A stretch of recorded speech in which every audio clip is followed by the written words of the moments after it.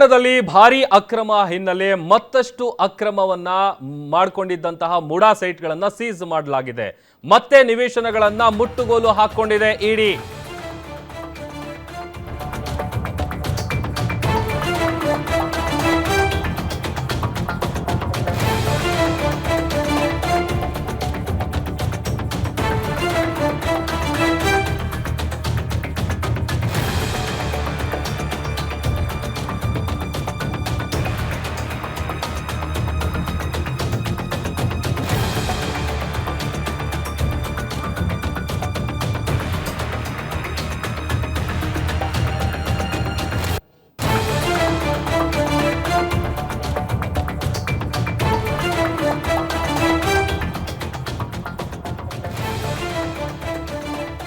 ಮತ್ತಷ್ಟು ಅಕ್ರಮ ಮೂಡಾ ಸೈಟ್ಗಳನ್ನ ಸೀಸ್ ಮಾಡಲಾಗಿದೆ. ಮೂಡಾ ಹಗರಣದಲ್ಲಿ ಭಾರಿ ಅಕ್ರಮ ನಡೆದಿದ್ದಂತಹ ಹಿನ್ನೆಲೆ ಮತ್ತೆ ನಿವೇಶನಗಳನ್ನ ಇಡಿ ಮುಟ್ಟುಗೋಲು ಹಾಕೊಂಡಿದೆ.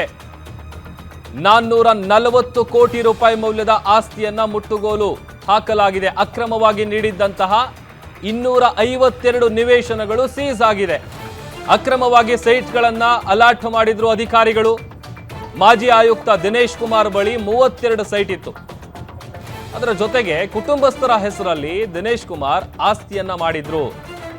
ಈವರೆಗೆ ಒಟ್ಟು 440 ಕೋಟಿ ಮೌಲ್ಯದ 252 ಸೈಟ್ಗಳನ್ನ ಸೀಸ್ ಮಾಡಲಾಗಿದೆ. ರಾಜ್ಯ ರಾಜಕಾರಣದಲ್ಲಿ ದೊಡ್ಡ ಮಟ್ಟದಲ್ಲಿ ಸದ್ದು ಮಾಡಿದ್ದಂತಹ ಹಗರಣ ಇದು.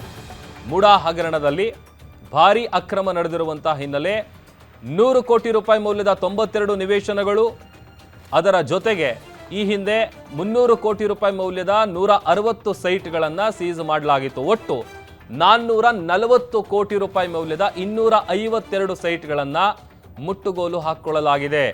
ತನಿಖೆಯಲ್ಲಿ ಅಕ್ರಮ ಬಯಲಾಗಿದೆ. ಹಾಗಾಗಿ ಅನರ್ಹ ಫಲಾನುಭವಿಗಳನ್ನು ಗುರುತಿಸೋದು, ನಕಲಿ ಹಾಗೂ ಅಪೂರ್ಣ ದಾಖಲೆಗಳನ್ನು ಬಳಕೆ ಮಾಡಿಕೊಂಡಿರೋದು, ಆಮೇಲೆ ನೇರವಾಗಿ ಸರ್ಕಾರಿ ಆದೇಶವನ್ನು ಉಲ್ಲಂಘಿಸಿರೋದು, ಕೆಲವೆಡೆ ಹಂಚಿಕೆ ಪತ್ರದ ಹಿಂದಿನ ದಿನಾಂಕ ಇದೆಯಲ್ಲ ಅದನ್ನೆಲ್ಲ ಗಮನದಲ್ಲಿಟ್ಕೊಂಡು ಅಧಿಕಾರಿಗಳಿಗೆ ಹಣ ಕೊಟ್ಟಿರುವಂಥ ವಿಚಾರ, ದೊಡ್ಡ ಮಟ್ಟದಲ್ಲಿ ಅಕ್ರಮ ನಡೆದಿತ್ತು ಮುಡಾ ಹಗರಣ.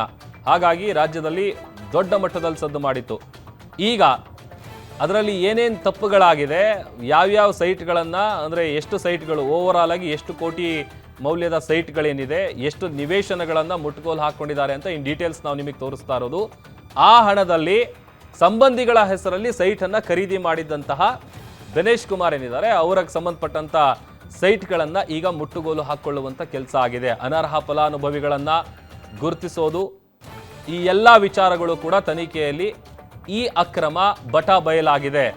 ಆಮೇಲೆ ದಿನೇಶ್ ಕುಮಾರ್ ಇದಾನಲ್ಲ, ಈತನ ವಿರುದ್ಧ ಇರುವಂಥ ಆರೋಪ ಏನು ಅಂತ ಅಂದರೆ 2022ರಲ್ಲಿ ಮೂಡಾ ಆಯುಕ್ತರಾಗಿರ್ತಾರೆ ಜೆ.ಟಿ. ದಿನೇಶ್ ಕುಮಾರ್. 50-50 ಅನುಪಾತದಡಿ ಸೈಟ್ ಹಂಚಿಕೆಯಲ್ಲಿ ಇವರು ಅಕ್ರಮ ಎಸಗಿದ್ದಾರೆ ಅನ್ನುವಂಥ ಆರೋಪ ಇದೆ. ನಕಲಿ ದಾಖಲೆಗಳನ್ನು, ಅಂದರೆ ಫೇಕ್ ಡಾಕ್ಯುಮೆಂಟ್ಸ್ ಅನ್ನ ಕ್ರಿಯೇಟ್ ಮಾಡಿ ಆ ಸೈಟ್ಗಳನ್ನು ಮರು ಹಂಚಿಕೆ ಮಾಡಿದ್ದಾರೆ. ಆಮೇಲೆ ಸೈಟ್ ಹಂಚಿಕೆ ಮಾಡಿದಂಥ ಸಂದರ್ಭದಲ್ಲಿ ಏನು ಲಾಭ ಮಾಡ್ಕೊಂಡಿದ್ದಾರೆ ಆ ಆರೋಪ ಕೂಡ ಇವರು ಫೇಸ್ ಮಾಡ್ತಾ ಇದ್ದಾರೆ. ಸ್ಥಳ ತೋರಿಸದೆ ದಿನೇಶ್ ಕುಮಾರ್ ವರ್ಗಾವಣೆಯನ್ನ ಮಾಡಿತ್ತು ಸರ್ಕಾರ. ನಂತರ ಹಾವೇರಿ ವಿವಿ ಏನಿದೆ ಅಲ್ಲಿಗೆ ಅವರನ್ನು ಟ್ರಾನ್ಸ್ಫರ್ ಮಾಡುವಂಥ ಕೆಲಸ ಆಗಿತ್ತು. ಇದೆಲ್ಲವೂ ಕೂಡ ತನಿಖೆಯ ಸಂದರ್ಭದಲ್ಲಿ ಹೊರಬಂದಿದೆ.